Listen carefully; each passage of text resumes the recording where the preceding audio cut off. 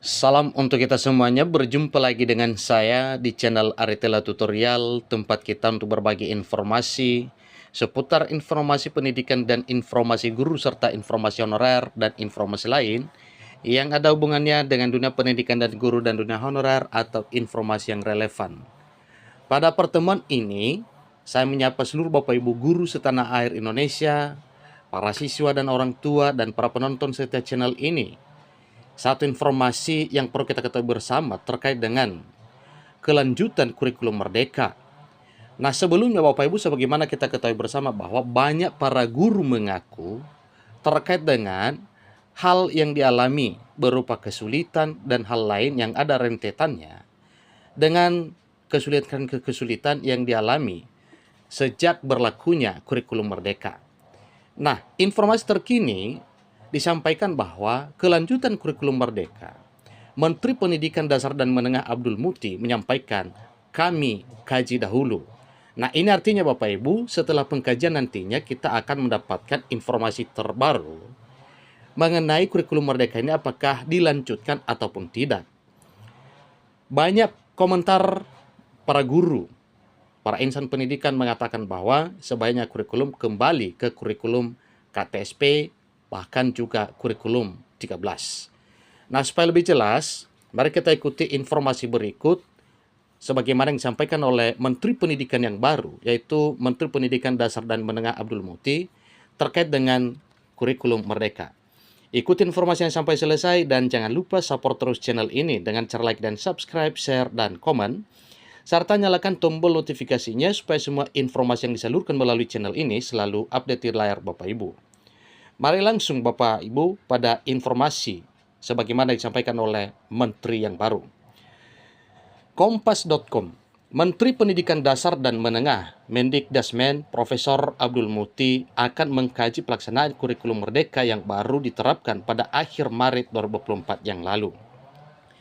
Menurut Profesor Muti, pihaknya tidak akan terburu-buru untuk dalam mengambil kebijakan terutama beberapa hal yang saat ini menjadi polemik di masyarakat termasuk terkait penerapan kurikulum. Karena perubahan kurikulum ini tentunya ada pengaruhnya dengan hal yang lainnya, bahkan juga kualitas pendidikan dan bahkan keseriusan para guru untuk meningkatkan kualitas pendidikan. Beliau mengatakan kami juga harus mengkaji. Ini kan masih baru kan, kurikulum ini kan masih baru, kata Profesor Muti selaku Menteri Pendidikan Dasar dan Menengah di kantor Kemendikbud pada Senin 21 Oktober 2024, satu hari setelah pelantikan Presiden Prabowo. Nah, kita yakin bahwa dengan pengkajian ini nantinya ada hasil terbaik yang akan kita peroleh berikutnya Bapak Ibu. Profesor Muti selaku Menteri Pendidikan Dasar dan Menengah mengatakan, kurikulum merdeka memang saat ini sudah diterapkan menjadi kurikulum nasional, namun penerapannya belum merata. Ini artinya bahwa dari Sabang sampai Merauke, dari kota ke pedesaan, penerapan kurikulum merdeka ini menjadi kurikulum nasional itu belum sebagaimana harapan ya, karena memang ada berbagai kendala yang dialami dalam penerapannya, terutama di daerah-daerah terpencil. Oleh karena itu, Profesor Muti ingin mengkaji terlebih dahulu terkait penerapan kurikulum merdeka ini. Jadi kita lihatlah, kita tidak akan buru-buru mengambil kebijakan. Apalagi memang ada polemik yang sekarang ini juga memang masih terus terjadi di kalangan masyarakat, ujarnya.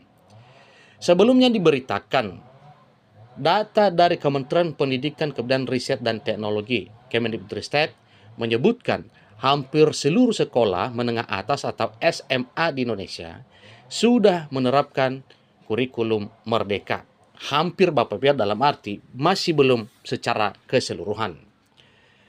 Hal itu diungkapkan oleh Kepala Badan Standar Kurikulum dan Asesmen Nasional BSKAP Kemendikbudristek Anindito Aditomo. Jadi hampir semua SMA menerapkan kurikulum merdeka. Ini kata Anindito dikutip dari akun Instagram beasiswa OSC pada Senin 5 Agustus 2024 yang lalu. Nah, tentunya itu adalah pernyataan yang lama Bapak Ibu ya. Buktinya ini pada Agustus 2024 yang lalu. Jika dihitung secara keseluruhan, kata pria yang akrab disapa Nino ini, sekolah yang menerapkan kurikulum merdeka sudah mencapai 95%. Jadi belum 100% Bapak Ibu. Sementara itu, pelaksana tugas Pusat Kurikulum dan Pembelajaran Yogi Anggraena menilai masih ada tantangan yang harus dilewati Kementerian Pendidikan dan Kebudayaan Riset dan Teknologi sebelumnya untuk membuat penerapan kurikulum merdeka menjadi 100%. Tantangan tersebut antara lain adanya daerah yang belum terpapar informasi dan ada daerah yang belum ada sinyal. Tentunya itu juga menjadi kendala utama dalam hal penerapan kurikulum merdeka ini. Jadi inilah yang menjadi tantangan kita. Kata pelaksana tugas Pusat Kurikulum dan Pembelajaran Yogi Anggraena melalui keterangan tertulis pada Jumat 2 Agustus 2024 yang lalu. Nah, tentu dengan demikian Bapak Ibu, ini menjadi satu pertimbangan kepada Menteri Pendidikan Dasar dan Menengah yang baru, yaitu Bapak Profesor Abdul Muti. Tentunya dari keterangan-keterangan sebelumnya itu nantinya menjadi satu pertimbangan dalam hal mengambil keputusan apakah kurikulum merdeka ini dilanjutkan ataupun tidak. Nah, tentunya apabila dilanjutkan, maka ada beberapa hal yang perlu dikaji sebagaimana keterangan-keterangan para pejabat yang berkecimpung di dunia pendidikan sebelumnya. Demikian juga dengan pertimbangan keluhan para guru, karena apabila dipaksakan penerapan kurikulum merdeka ini, maka jelas yang perlu dikaji adalah bagaimana menghadapi kendala-kendala yang dialami selama ini. Ini terutama di daerah pelosok Bapak Ibu ya, di daerah 3T misalnya ya, di daerah yang memang sulit dijangkau oleh kemajuan seperti jaringan listrik, kemudian jaringan internet, dan hal lain yang ada hubungannya dengan komunikasi mengenai pendidikan.